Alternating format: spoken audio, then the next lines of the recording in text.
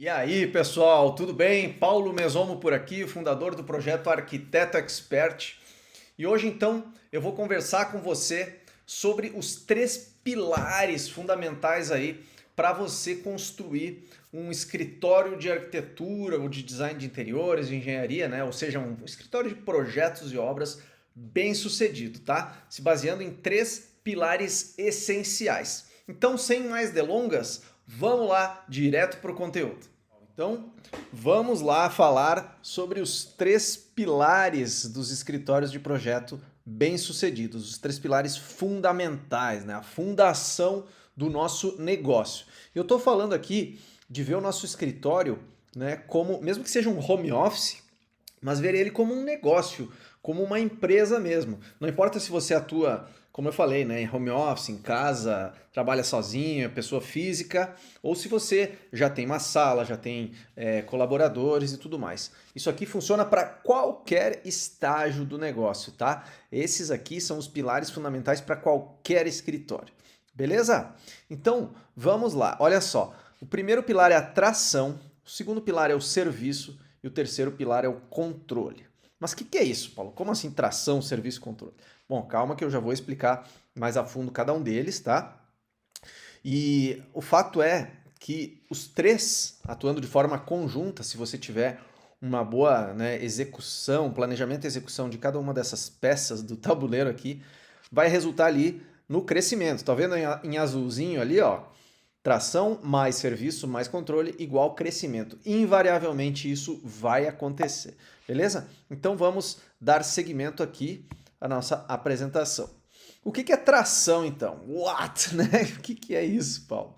Bom, a tração nada mais é do que gerar mais captação de clientes, mais fechamento de contratos, né? Como a gente colocou ali na tela, atrair potenciais clientes de maneira ativa e fechar negócios com eles. Ou seja, tracionar, ganhar tração do seu negócio. Criar e entregar valor para satisfazer as necessidades do mercado. O que um modelo de negócio é responsável? Criar valor, entregar valor e receber valor de volta, ou seja, receber um pagamento por aquele serviço que você criou e entregou para o seu cliente. É benefício para todos os lados, é bom para o cliente, para a sociedade e, óbvio, para você e para o seu negócio que vão receber pagamento, um pagamento monetário mesmo por isso, beleza? Mas dentro dessa atração existem dois pilares, né? Subpilares, digamos assim, o marketing e as vendas.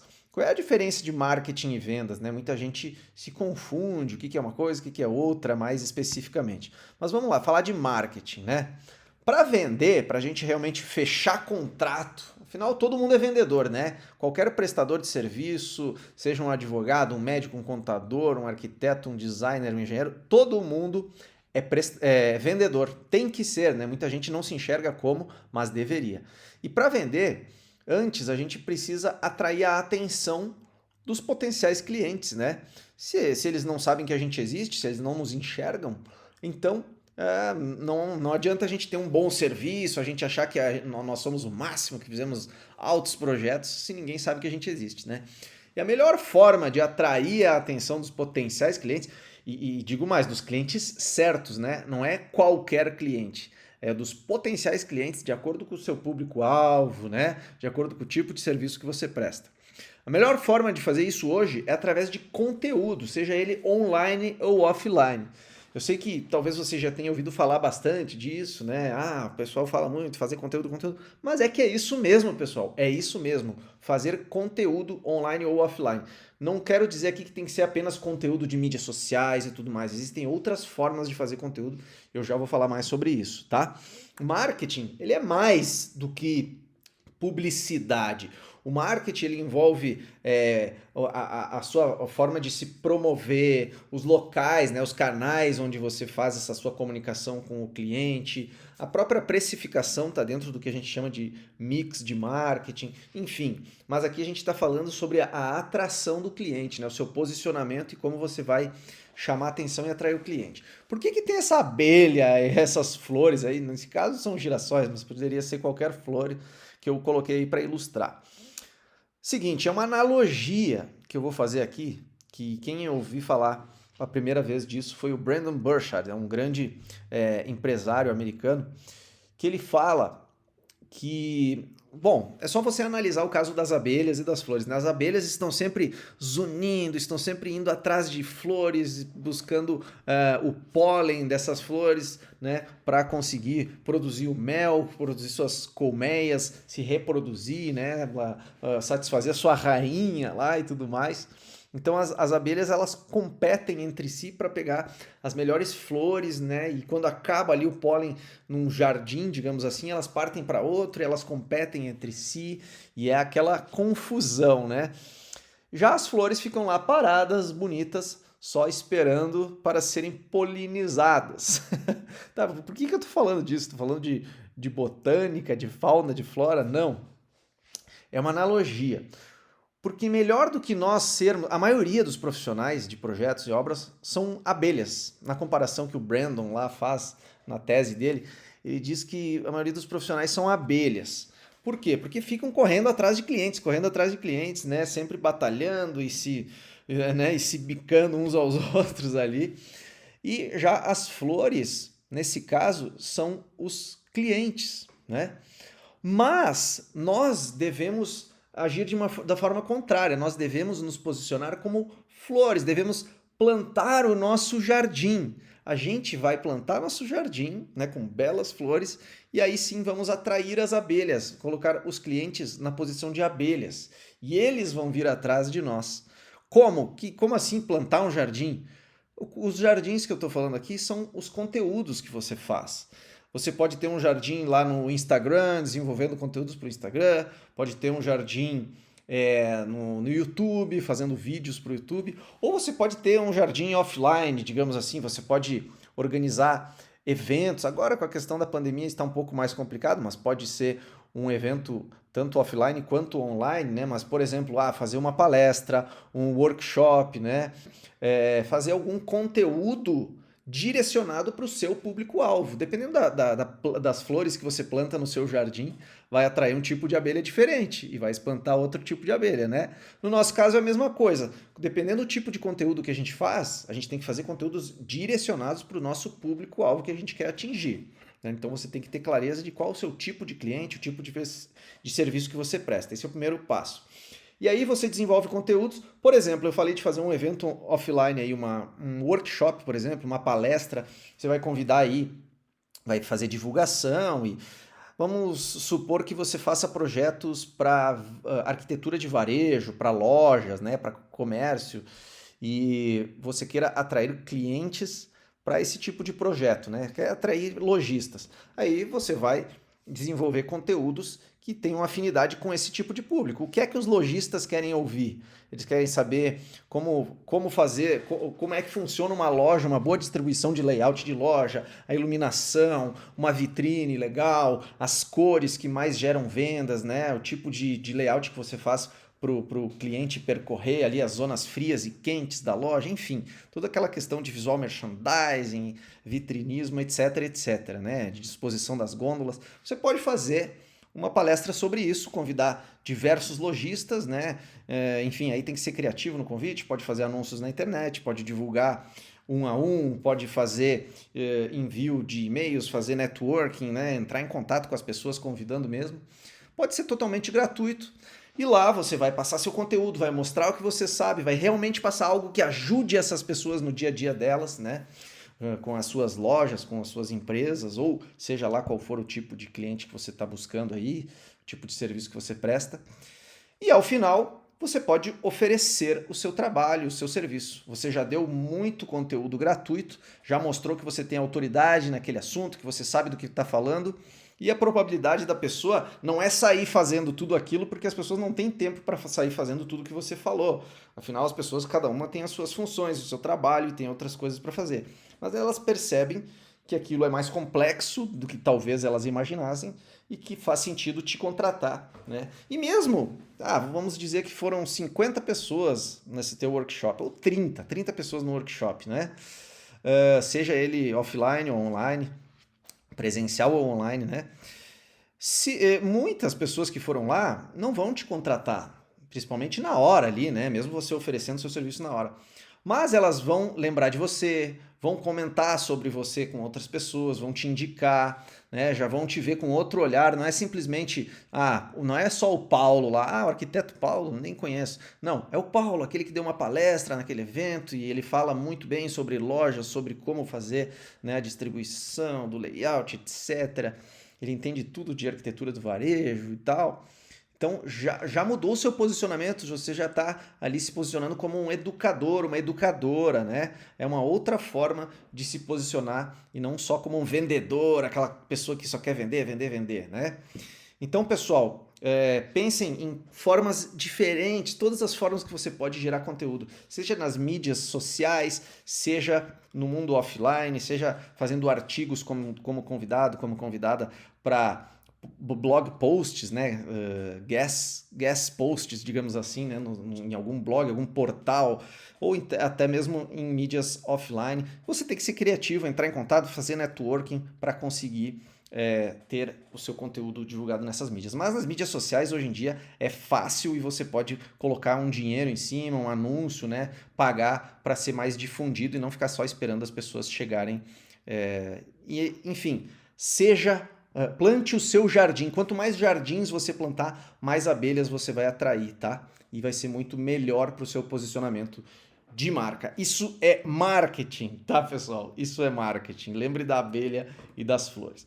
Bom, vamos lá para a área de vendas, né? Depois que você atraiu o seu público, né? Atraiu esses potenciais clientes, você tem que fechar negócio. Não adianta atrair um monte de gente e não fechar negócio. Por exemplo, se eu fiz aquela palestra lá offline, digamos assim, presencial ou online também, e no final eu falei sobre o tipo de serviço que eu presto, eu posso oferecer lá no final, eu vou fazer um diagnóstico da sua loja por apenas X reais, um valor baixo, um valor de entrada, porque aí você vai vender, por exemplo, um diagnóstico da loja, alguns, se tinha 30 pessoas lá, vamos dizer que 10 aceitaram o seu diagnóstico baratinho lá, baratinho sem ser pejorativo, né? É só porque é um valor quase simbólico. Aí você vai lá, avalia a loja da pessoa, né? Faz sua análise e tudo mais, e aí passa o diagnóstico. O que acontece? O seu diagnóstico vai indicar o que a pessoa tem que fazer. E para ela fazer, ela vai ter que te contratar. Aí sim entra um pagamento de valor maior, valor que realmente você vai ganhar dinheiro com isso. Então eu estou só explicando uma técnica de venda para você usar dentro daquela estratégia de marketing que eu falei, né? Da abelha e das flores. E aí você usa essa estratégia de vendas aqui, tá? Por que eu coloquei um trenzinho aí na tela, né? Porque as vendas são a locomotiva do crescimento do seu negócio, tá? Sem vendas não existe negócio. Pode até existir por um tempo, por alguns meses talvez, né? Mas uma hora não vai se manter, não vai ter dinheiro para pagar as contas, né? Sem cliente não existe negócio, sem vendas não existe cliente. Então não adianta fazer um monte de marketing se você não fechar contrato, né? E para isso você precisa aprender a negociar, você precisa saber negociar, usar técnicas de persuasão. E eu não estou falando aqui de manipulação, uma coisa perversa. Não, é de mostrar bons argumentos que comprovem que fechar contrato com você, de te contratar, vai ser bom para aquela pessoa. O melhor vendedor é aquele que acredita de verdade que está fazendo algo bom para o comprador, né? Quando você vende algo que vai ajudar a pessoa realmente, você vende com orgulho, com convicção de aquilo vai. Se você não vender aquilo, vai ser um desserviço para as pessoas, para a sociedade como um todo, tá?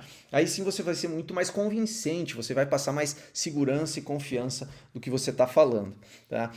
Esse cara aí na tela, além do trenzinho, a locomotiva que eu coloquei aí, quem que é esse cara? Esse cara aí é Aristóteles. Por que eu coloquei o Aristóteles aqui?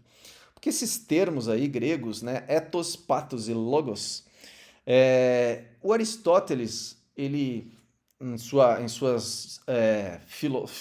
filosofia sobre, quando ele estava filosofando sobre a arte da retórica, a arte da persuasão, do convencimento, da argumentação, ele diz que existem 3 pilares fundamentais. Hoje eu estou falando dos 3 pilares fundamentais para escritórios, né? o Aristóteles falava dos 3 pilares para a persuasão, como você ser uma pessoa mais convincente, negociar melhor e induzir as pessoas a fazer o que, a irem de acordo com o que você está falando, né? Ao encontro do que você fala. Quais são esses 3 itens aí, esses 3 pilares? Ethos tem a ver com ética, com credibilidade, com a sua autoridade, que você pode gerar também através de conteúdo, né? Como eu falei antes, na parte do marketing, você pode gerar credibilidade através de posicionamento de marca, através da sua experiência, enquanto o tempo passa, você vai criando cada vez mais autoridade, a forma como você se posiciona. Aí vem pathos. O que seria pathos? Pathos é a questão da empatia, né? A empatia é você saber trabalhar, porque tem um coraçãozinho ali, ó, embaixo de pathos, é você saber trabalhar com a emoção, você saber argumentar de uma forma que pegue na emoção do cliente, do potencial cliente, né? Eu vou fazer um quarto para o filho de uma potencial cliente, eu quero fechar negócio para fazer o quarto, o dormitório dos filhos dela, né? Eu vou falar sobre as vantagens, os benefícios para a família dela, a segurança para os filhos, como eles vão crescer de uma forma mais saudável se eu puder fazer aquele projeto com diversas, enfim, estratégias de projeto que vão melhorar a vida das crianças, vão se desenvolver mentalmente e fisicamente melhor, vão dormir melhor, etc, né? Diversos aspectos que peguem na emoção da pessoa vai aumentar muito a sua chance de convencer ela que você realmente vale a pena ela fechar contrato com você, né? Então ela vai ter a parte do ethos, ou seja, vai reconhecer que você é uma autoridade no assunto, que ela pode ter credibilidade, confiar em você. Pathos, você vai pegar na emoção da pessoa que você está falando. Aí para isso você precisa conhecer muito o seu público-alvo, né? Você tem que saber com quem você está falando para saber como pegar na emoção dessa pessoa, o que ela deseja, o que ela sente, quais as expectativas, as dores dela no dia a dia, como você pode solucionar essas dores, né? E aí vem o logos. O logos a gente tem esse cérebrozinho aí em planta baixa, né? Porque é a lógica, são os números, é a cientificidade, né? Você mostra a sua autoridade, depois você pega na emoção e aí você comprova com números, com dados, né? Com a lógica, por isso o termo logos. Se você usar esses 3 pilares na arte das vendas, você vai fechar muito, vai aumentar muito sua taxa de conversão em fechamento de contrato na hora de apresentar propostas comerciais, beleza? Então, pessoal, esse é o primeiro pilar aqui, né, dos escritórios de projeto bem-sucedidos. O segundo pilar é uma coisa meio óbvia, a questão do serviço. Então eu nem vou entrar muito nos aspectos, né, nem vou explicar muito isso aqui. Por quê? O que é o serviço? É a qualidade, a agilidade com que você faz o seu trabalho. Você tem que ter um bom serviço, né? Você está tracionando lá, está fazendo seu marketing, suas vendas no pilar tração, né? Mas aí você tem que entregar com rapidez, dentro dos prazos e com qualidade. O seu produto ou o seu serviço que você entrega tem que ter qualidade, né? Aí você precisa de conhecimento técnico, que vem através de experiências anteriores, de aperfeiçoamento constante, da prática no dia a dia, né? E você também precisa de diferenciais competitivos. Ou seja, qual a sua proposta única de valor? A sua PUV, né? Se você olhar aqui no lado esquerdo, nessa notinha amarela, ó, por que os potenciais clientes vão contratar você e não o profissional da porta ao lado? Né? Porque hoje em dia tem tanta gente se formando, tem tanto profissional competindo no mercado, que você tem que ter algo de diferente que agregue valor, que traga mais benefícios para o seu público-alvo, para a sua persona, seu potencial cliente. Né? Pensa bem, qual é o seu diferencial, a sua vantagem competitiva? E não adianta dizer, eu atendo bem, eu faço um projeto legal. Não, você tem que fazer algo diferenciado. Todo mundo tem que atender bem, fazer um bom projeto. Você tem que fazer algo realmente acima da média. Tá? Essa vai ser a sua proposta única de valor. E aí depende sempre assim, ó, depende do seu público. Cada público vai ver valor em uma coisa diferente, né? O pessoal lá das lojas vai ver valor em algum tipo de coisa. Se você está atendendo profissionais da área da saúde, médicos, fisioterapeutas, né, nutricionistas, etc, etc, eles vão ver valor em outras coisas, né? E aí você vai usar uma argumentação diferente, aquela questão, né, do ethos, pathos e logos diferente. Você tem que então entender o cliente, tá aqui na notinha amarela da direita da tela, ó, dores, expectativas, tarefas e necessidades. Essas são os três, quatro aqui pontos fundamentais. Quais as dores desse público-alvo, né? Ou seja, como que eu posso criar analgésicos para curar essas dores? Escreve isso aí, anota quais as dores do seu público e como você pode curar elas, né? Como você pode ser um analgésico. Quais as expectativas que essas pessoas têm, né? Não só expectativas quanto ao seu trabalho, mas quanto ao mundo, à vida delas. Você tem que entender tudo que se passa na vida dessas pessoas, desse seu potencial cliente, né? E tarefas e necessidades é óbvio, né? Essa pessoa precisa resolver os problemas, entre aspas, do dia a dia. Como fazer o que tem que ser feito, que em inglês a gente chama de job to be done, né?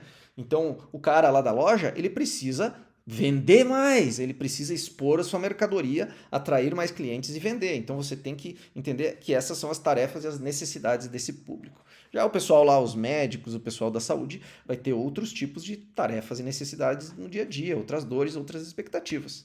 Legal? Então isso é a questão dos serviços, ou seja, qualidade e agilidade na prestação do seu serviço. Tá? Esse foi o pilar número 2. E o pilar número 3, que vem para complementar esses dois outros pilares, é a questão da gestão, ou seja, enxergar o seu negócio como uma organização em busca de criar valor, entregar valor e receber em troca. Já estava falando antes, né? O que quer dizer isso de criar valor, entregar valor e receber em troca? Isso é o conceito básico de modelo de negócio. Quando alguém te perguntar assim, o que é modelo de negócio? Qual é o seu modelo de negócio? Bom, o modelo de negócio é a forma que você cria, entrega e recebe valor. Como você desenvolve o seu trabalho, como você entrega para o seu cliente, ou seja, quais os canais de comunicação, de vendas, né, que você usa para entregar isso para o seu cliente, e como você recebe em troca, ou seja, como você recebe o pagamento, quais suas fontes de receita, você vende projetos avulsos, você vende execução de obra, você é responsável técnico de alguma construtora, de alguma empresa, enfim, você pode receber mensalmente, né, algo recorrente, algo por assinatura, enfim, existem diversas formas, né? Você pode trabalhar, hoje em dia existe até a questão de aluguel de móveis, por exemplo, você pode desenvolver uma linha de móveis e você, além de prestar o serviço, você faz o aluguel de algum tipo de imobiliário. Eu estou aqui viajando em formas diferentes de modelos de negócio para sair da caixinha um pouco e não ficar pensando só, eu faço projeto, tá? Bom, e aí dentro do mundinho aqui da gestão, mundinho não, é um mundão da gestão, né? A gente tem dois aspectos essenciais que a gente precisa estar de olho, que é a questão de processos e de finanças. Vamos falar antes da área de processos, tá? O que são processos? Processos nada mais são do que você ter a organização, o planejamento e o controle do que acontece na sua empresa, né? No seu escritório.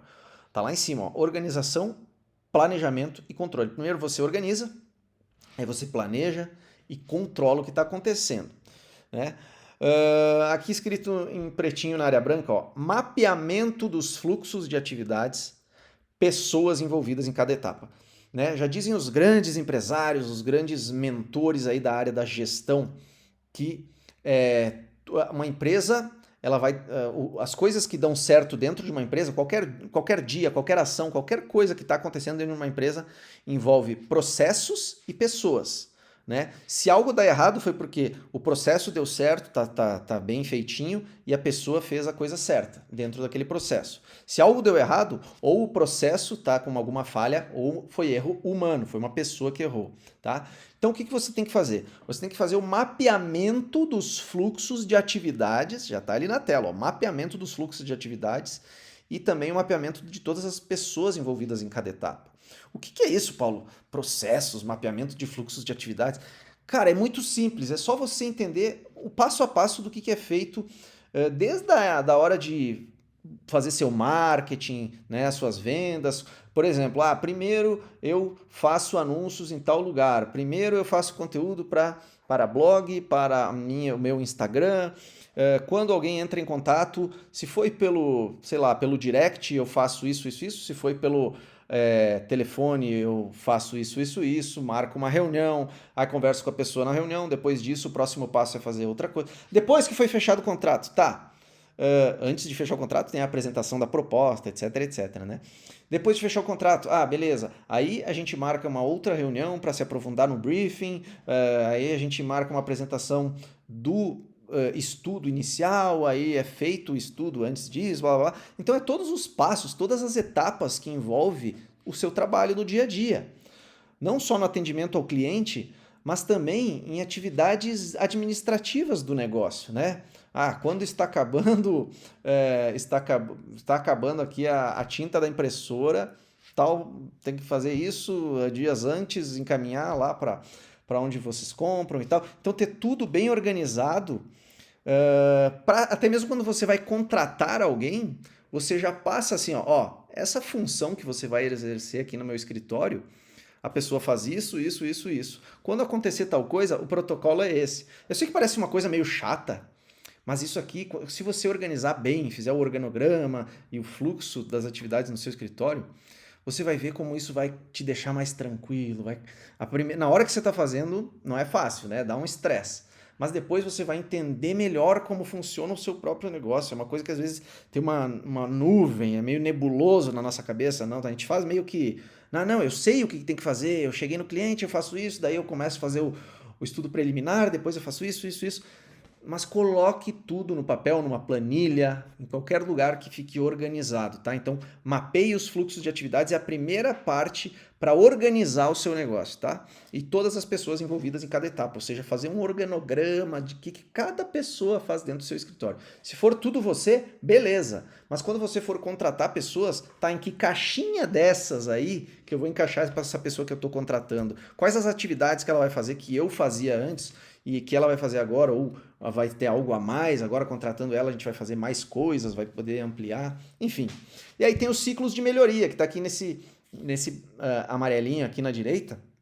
Melhoria contínua, você tem que estar sempre observando o que está acontecendo, planejando coisas novas, como melhorar, como aproveitar oportunidades do mercado, né?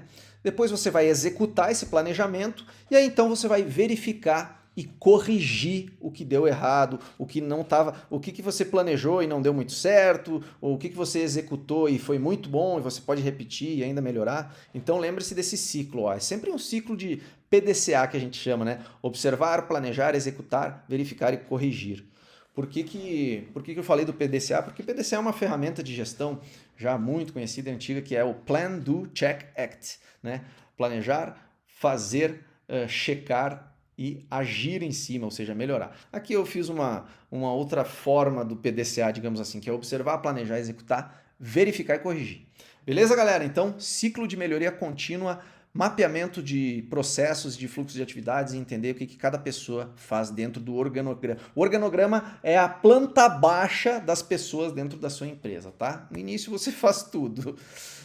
Bom, e aí para finalizar essa parte de gestão, e não menos importante, é a parte de finanças. A gente tem que ter um bom controle financeiro do nosso negócio, né? Então a gente tem que saber precificar da forma certa e ter um controle da lucratividade, gerenciando os custos, as despesas administrativas, né? Entender quais as previsões de entradas, o planejamento de estratégias de expansão. Por que eu digo de previsão de entradas? Porque muitas vezes a gente fecha vários contratos no mês, a gente acha que está bombando, mas sei lá, a gente parcelou em várias vezes, a gente deixou para receber a entrada no mês seguinte, ou a gente fez permuta com alguma coisa com o cliente e não vai receber aquele dinheiro em cash.